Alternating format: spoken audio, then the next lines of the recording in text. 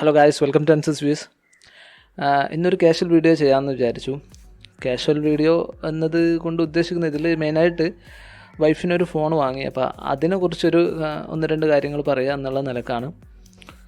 അപ്പോൾ കൂടുതലൊന്നും പറയാതെ നമുക്ക് നേരെ വീഡിയോയിലേക്ക് കിടക്കാം.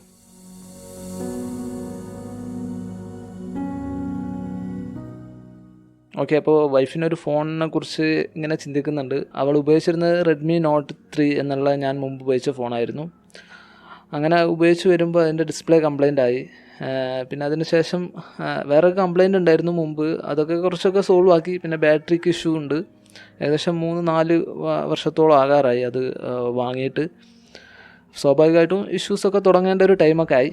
പിന്നെ നമ്മൾ നല്ലോണം യൂസ് ചെയ്തിട്ടാണ് കൊടുത്തത്. അപ്പോൾ സ്വാഭാവികമായിട്ടും റെഡ്മി നോട്ട് 3 ഫോൺ ഉപയോഗിക്കുന്നത് കൊണ്ട് പുതിയൊരു ഫോൺ വാങ്ങുമ്പോൾ ഏകദേശം അതിനടുത്ത് വരെ അല്ലെങ്കിൽ അതിനേക്കാളും കുറച്ചുകൂടി ബെറ്ററായിട്ട് പെർഫോം ചെയ്യുന്നൊരു ഫോൺ തന്നെ വാങ്ങേണ്ടി വരും. പിന്നെ എൻ്റെ ഭാഗത്ത് നിന്ന് ചിന്തിക്കുമ്പോൾ ഒരു 10,000 രൂപയ്ക്ക് മാക്സിമം നമുക്ക് ഇവർക്കൊക്കെ ഒരു ഫോൺ വാങ്ങുമ്പോൾ കൊടുക്കാൻ പറ്റുള്ളൂ. അങ്ങനത്തെ ഒരു രീതിയിലൊക്കെ ഉള്ളൂ. അപ്പോൾ ഒരു 10,000 രൂപയ്ക്ക് മാക്സിമം അങ്ങനത്തെ ഒരു ബഡ്ജറ്റിലുള്ള ഒരു നല്ലൊരു ഫോൺ നോക്കിയിട്ടാണ് ഞാൻ ഫോൺ സെലക്ട് ചെയ്തത്. അതിൽ 2 ഫോണാണ് ഉള്ളത്. ഒന്നാമത്തെ റെഡ്മി നോട്ട് 8, അതുപോലെ തന്നെ രണ്ടാമത്തെ റിയൽമി 3 പ്രോ. അപ്പോൾ ഇതിൽ ഫസ്റ്റായിട്ട് റെഡ്മി നോട്ട് 8ൻ്റെ പ്രത്യേകതകൾ മെയിനായിട്ടുള്ള ഇത് രണ്ടും തമ്മിലുള്ള മെയിനായിട്ടുള്ള മെച്ചം നോക്കുകയാണെങ്കിൽ, ഒന്നാമത്തെ മെയിൻ ക്യാമറ ഫീച്ചേഴ്സാണ്. അതായത് ബാക്കിൽ 4 ക്യാമറ ഉണ്ട്. അപ്പോൾ അത് വെച്ചിട്ടുള്ള ഒരുപാട് ഫീച്ചേഴ്സ് അവൈലബിൾ ആണ്.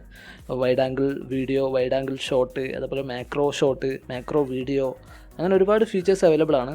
പിന്നെ രണ്ടാമത്തെ കാര്യം എന്ന് പറഞ്ഞാൽ കുറച്ചുകൂടി നല്ല ബിൽ ക്വാളിറ്റി ഉണ്ട്.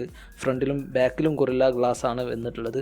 അതിൻ്റെ ഒരു ബിൽ ക്വാളിറ്റി ഉണ്ട്. കൈ പിടിക്കാനും കാണാനൊക്കെ കുറച്ചുകൂടി ഒരു പ്രീമിയം ഫീൽ ചെയ്യും. പിന്നെ വേറൊരു കാര്യം വെച്ചാൽ അതിന് IR ബ്ലാസ്റ്റ് സെൻസർ ഉണ്ട്. അതുപോലെ തന്നെ LED നോട്ടിഫിക്കേഷൻ ലൈറ്റ് ഉണ്ട്. അതും അതിൻ്റെ ഒരു പ്രത്യേകതയാണ്. അങ്ങനെ ഇത്രയും മെച്ചങ്ങളാണ് മെയിനായിട്ടുള്ളത്. റിയൽമി 3 പ്രോയുടെ ഭാഗത്തുനിന്ന് ചിന്തിക്കുമ്പോൾ കുറച്ചുകൂടി നല്ല പെർഫോമൻസ് ഉണ്ട്. ഗെയിമിങ്ങിനൊക്കെ നല്ല രീതിയിൽ പറ്റിയൊരു ഫോണാണ്. 10,000 രൂപ റേഞ്ചിലുള്ള ഫോൺ പരിഗണിക്കുകയാണെങ്കിൽ അതൊന്നാമത്തെ മെച്ചം. പിന്നെ രണ്ടാമത്തെ കാര്യം എന്ന് പറഞ്ഞാൽ കുറച്ചുകൂടി നല്ല രീതിയിലുള്ള ഒരു ഫാസ്റ്റ് ചാർജറാണ്. നല്ല രീതിയിലുള്ള ഈ ഒരു 10,000 റേഞ്ചിലുള്ള വേറൊരു ഫോണിനും ഇത്രയും നല്ല ഫാസ്റ്റ് ചാർജറുള്ള ഫോൺ ഉണ്ടാവില്ല. അതാണ് ഇതിൻ്റെ രണ്ടാമത്തെ ഒരു മെച്ചം എന്ന് പറയുന്നത്. പിന്നെ ഇവിടെ അടുത്ത് ചെങ്കൽക്കോറി ഉണ്ട്. അപ്പോൾ അതിൻ്റെ കുറച്ച് സൗണ്ടൊക്കെ ഉണ്ടാവും. പിന്നെ മൂന്നാമത്തെ ഒരു ബെനിഫിറ്റ് എന്ന് പറഞ്ഞാൽ നല്ല രീതിയിലുള്ള ഒരു സെൽഫി ക്യാമറയാണ്. റെഡ്മി നോട്ട് 8-നേക്കാളും അപേക്ഷിച്ചിട്ട് നോക്കുമ്പോൾ ഇത്രയും ബെനിഫിറ്റ് ആണുള്ളത്. അപ്പോൾ ഇതിൽ റിയൽമി 3 പ്രോ ഞാൻ വൈഫിന് വേണ്ടിയിട്ട് സെലക്ട് ചെയ്യുകയുണ്ടായി. കാരണം എന്താണെന്ന് വെച്ചാൽ ഇവർക്ക് യൂസ്ഫുൾ ആയിട്ടുള്ള, അതായത് കുറച്ചുകൂടി നല്ല രീതിയിലുള്ള സെൽഫി ക്യാമറ ഒക്കെ കുറച്ച് അധികം ഉപയോഗിക്കുന്നതാണ്. പക്ഷേ wide angle camera, macro camera അതൊന്നും ഇവർ യൂസ് ചെയ്യുന്ന ഒരു ടൈപ്പൊന്നുമല്ല. അപ്പം സെൽഫി ക്യാമറ ബെറ്റർ ആയിരിക്കണം. അതിൽ റിയൽമി 3 പ്രോ ബെറ്റർ.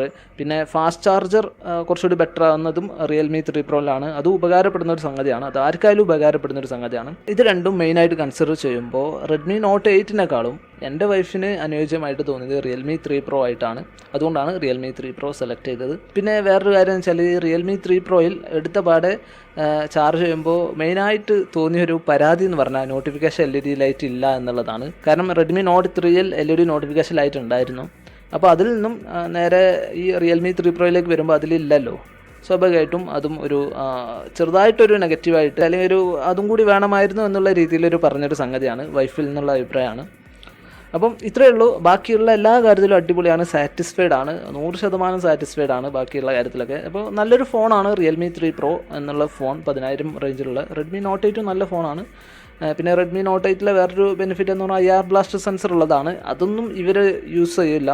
അപ്പോൾ അത് കൺസിഡർ ചെയ്യേണ്ട ഒരു ആവശ്യമില്ല. അപ്പോൾ നിങ്ങൾ സ്വാഭാവികമായിട്ടും എന്നെപ്പോലെ വൈഫിനോ അല്ലെങ്കിൽ വേറെ റിലേറ്റീവിനോ അനിയന്മാർക്കൊക്കെ ഫോൺ വാങ്ങാൻ കൊടുക്കുന്നവരൊക്കെ ഉണ്ടായിരിക്കും.